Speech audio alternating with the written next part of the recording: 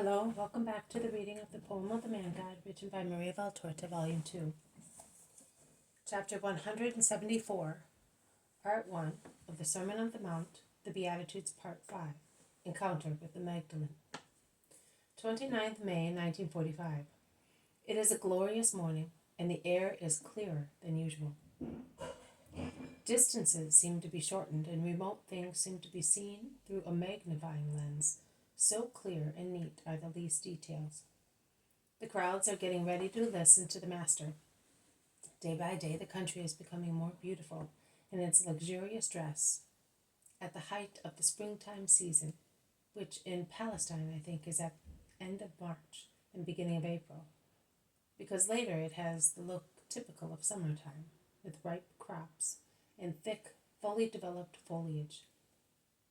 The whole country is now in bloom.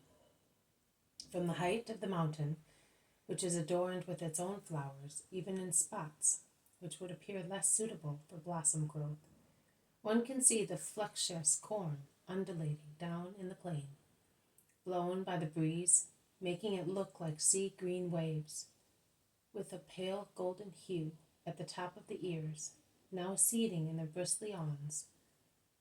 The fruit trees, completely covered with petals, stand straight above the crops, undulating in the light breeze, and look like as many huge powder puffs of balls of white, pale pink, dark pink, bright red, gauze. The olive trees, by contrast, in their dress of penitent ascetics, seem to be praying, and their prayers are always changing into a tentative snowfall of tiny white flowers. The top of Mount Hermon is like pink alabaster, and is kissed by the sun. 2 diamond threads, they look like threads from here, run down from the alabaster top, twinkling in an unbelievable fashion in the sun, and disappear into the green woods. They appear once again down in the valley, where they form watercourses, which flow towards Lake Merom, which cannot be seen from here. They then flow out with the beautiful waters of the Jordan, and later drop into the light sapphire sea of Galilee, which twinkles like chips of precious stones, set in and lit up by the sun. The sails moving on the lake, calm and splendid in its frame of gardens and wonderful countryside, seem driven by small light clouds sailing in the sea of the sky. Nature really seems to be smiling in this early hour of a spring day. And the crowds throng incessantly. They come up from all directions, old, healthy, sick, children, and young couples who wish to start their married life with the blessing of God's word. There are beggars and wealthy people who call the apostles and give them offerings for those who are poor, and they are so anxious to find a concealed place in which to do it that they seem to be going to confession. Thomas has taken one of the traveling bags and calmly pours all the money into it as if it were chicken feed, and then takes it to the rock where Jesus is speaking, and he laughs happily, saying, "Rejoice, Master, you have enough for everybody today." Jesus smiles and says, "And we shall start at once, so that those who are sad may be happy immediately. You and your companions will select the poor and sick people and bring them here. That takes a comparatively short time, although they have to listen to the cases of many people, and it would have taken much longer without the practical help of Thomas, who, standing on a stone to be seen by everybody, shouts in his powerful voice, 'All those suffering from physical trouble, go to my right-hand side, over there in the shade.' The Iscariot follows his example, as he too is gifted with an exceptionally powerful and beautiful voice, and he shouts, 'And all those who think they are entitled to alms should come here near me. And make sure you are not telling lies, because the eyes of the Master can read your hearts.' The crowds start moving about to form 3 groups: those who are sick, those who are poor, and those who are anxious only to hear Jesus teaching. But 2 people, and then 3 of the last group, seem to be in need of something which is neither health nor money, but is more necessary than both: a woman and 2 men. They look at the apostles but dare not speak. The severe-looking Simon Zealot passes by. Also Peter passes by. He is busy speaking to a dozen little children, to whom he promises some olives if they keep quiet until the end of the sermon, and a thrashing if they disturb while the master is speaking. The elderly, grave Bartholomew passes by. Matthew and Philip pass, carrying a cripple who would have to struggle too much to open his way through the crowd.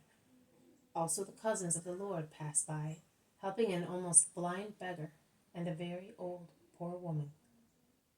I wonder how old she is, who weeps, telling James all her troubles. James of Zebedee passes by, holding in his arms a poor girl, who is certainly ill, and whom he has taken from her mother to ensure that she does not get hurt by the crowds. While the panting mother follows him, the last to pass by are Andrew and John, whom I would call the indivisible ones, because while John, in his serene simplicity of a holy child, is willing to go with his companions, Andrew, on account of his reservedness, prefers going with his old fishing companion and fellow disciple of the Baptist. They had stayed at the junction of the two main paths to show people to their places. But there being no more pilgrims on the stony path of the mountain, the two have come together to go to the Master with the last offerings received. Jesus is already bending over sick people, and the hosannas of the crowds punctuate each miracle. The woman, who appears to be completely distressed, dares to pull John's tunic, while he is speaking to Andrew, and she smiles. He bends and asks her, "What do you want, woman?"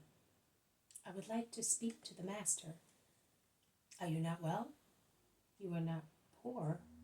"I am well, and I am not poor, but I need him, because there are evils without any fear, and there is misery without poverty, and mine, and she weeps. "Listen, Andrew, this woman is sick in heart, and would like to speak to the Master. What shall we do?" Andrew looks at the woman and says, "It is certainly something which is painful to tell." The woman nods assent. Andrew goes on, "Do not weep. John, try and take her behind our shed. I will take the Master there." And John, smiling, begs people to let him pass, while Andrew goes in the opposite direction towards Jesus. But they are noticed by two distressed men, and one of them stops John, and the other Andrew, and shortly afterwards they are both with John and the woman behind the shed of branches which is part of the tent. Andrew reaches Jesus when the latter is curing the cripple, who raises his crutches like two trophies, as brisk as a skilled dancer, shouting his blessing. Andrew whispers, "Master, behind our shed there are 3 people weeping, but it is their hearts that ache, and their grief cannot be made known." "All right, I still have this girl and this woman, then I will come." "Go and tell them to have faith."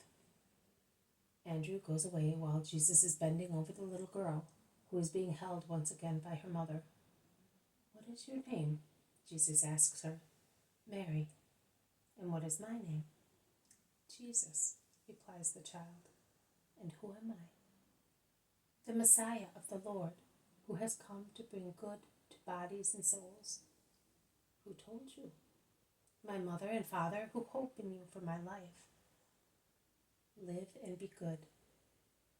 The child, whose spine I think was affected by a disease, because although she was about 7 years old and perhaps older, she only moved her hands, and was all enveloped in thick, stiff bandages from her armpits down to her hips. They can be seen because her mother has lifted her dress to show them. Remains, as she was for a few minutes, then begins to slide down from her mother's lap onto the ground, and runs towards Jesus, who is curing the woman whose case I do not understand. All the sick people have been satisfied, and they are the ones who shout most in the crowd, applauding, "The Son of David, glory of God and ours." Jesus goes towards the shed. Judas Iscariot shouts, "Master, what about these?" Jesus turns round and says, "Let them wait where they are. They will be comforted too." And he walks fast to the back of the shed where the three people in anguish are, with Andrew and John. The woman first. "Come with me into these hedges. Speak without any fear." "My Lord, my husband wants to leave me for a prostitute. I have 5 children, and the last one is 2 years old. Great is my grief, and I am worried about my children. I do not know whether he will take them or leave them to me. He will certainly want the boys, at least the oldest one, and I who bore him will no longer have the joy of seeing him. And what will they think of their father and of me?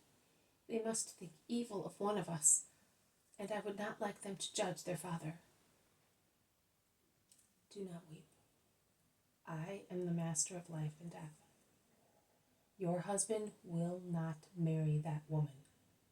Go in peace and continue to be good." "But you will not kill him? Oh, Lord, I love him." Jesus smiles. "I will not kill anyone, but there is someone who will do his work. You must know that the demon is not greater than God.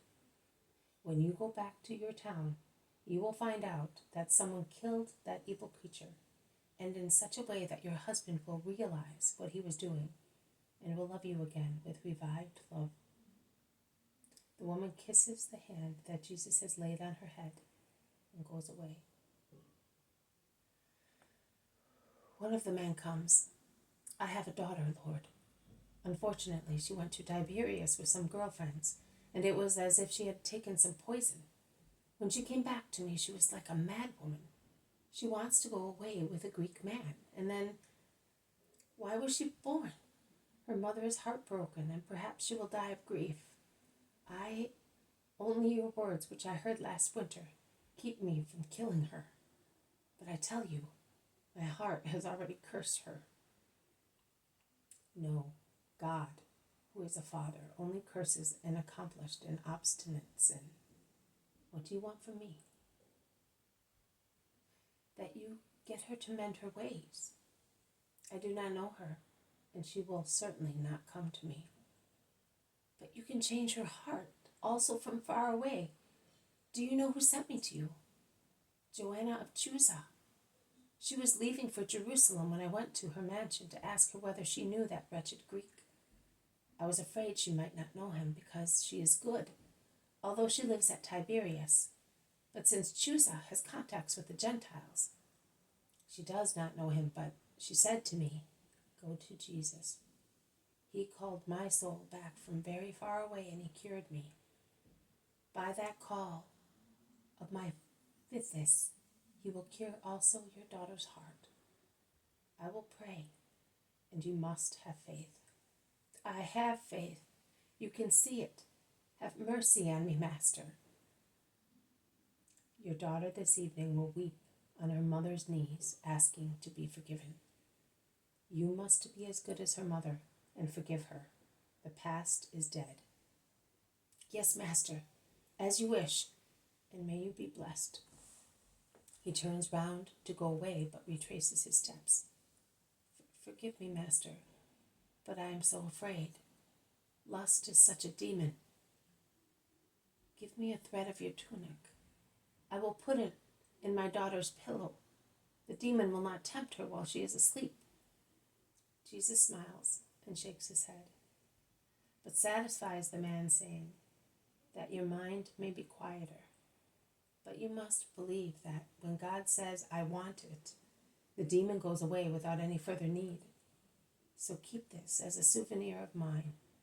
And he gives him a small tuft from his fringe. The third man comes. "Master, my father has died. We thought he had some money, but we did not find any. That would not matter, as my brothers and I are not short of bread, but I lived with my father as I am the eldest. The other 2 brothers are now accusing me of stealing the money, and they want to sue me for theft. You can see my heart. I did not see one single coin. My father kept his money in a coffer and a metal case.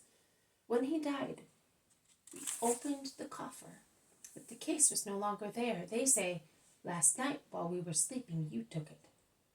It is not true. Help me to restore peace and esteem among us." Jesus stares at him and smiles. "Why are you smiling, Master?" "Because your father is the guilty one, the guilt of a child who hides his toy lest someone should take it." "But he was not a miser. Believe me, he was charitable." "I know, but he was very old. It is the disease of old people. He wanted to preserve things for you, and out of too much love he caused you to fall out with one another. But the case is buried at the foot of the cellar steps. I am telling you so that you may be aware that I know. While I am speaking to you by pure chance, your younger brother, by striking the ground angrily, caused it to vibrate, and so they discovered it, and they are now embarrassed and sorry for blaming you. Go back home with a quiet mind and be good to them. Do not reproach them for their lack of esteem." "No, my lord, I will not. But I am not going home. I am staying here to hear you. I will go tomorrow." "And if they take the money? If they take that money?" "You say that we must not be greedy. I do not want to be so. It is enough for me if there is peace amongst us. On the other hand, I did not know how much money there was in the case, and thus I will not suffer for any information contrary to the truth. And I consider that that money might have been lost. I will live now as I lived before, should they deny me it. It is enough if they do not call me a thief. You are well advanced on the way of God. Proceed, and peace be with you." And also that man goes away happily. This has been a reading from the poem of the Man-God, written by Maria Valtorta, Volume 2, Chapter 174, Part 1, The Sermon of the Mount, the Beatitudes, Part 5, Encounter with the Magdalene. Thank you for listening. I will see you tomorrow. May God bless you, and may peace be with you.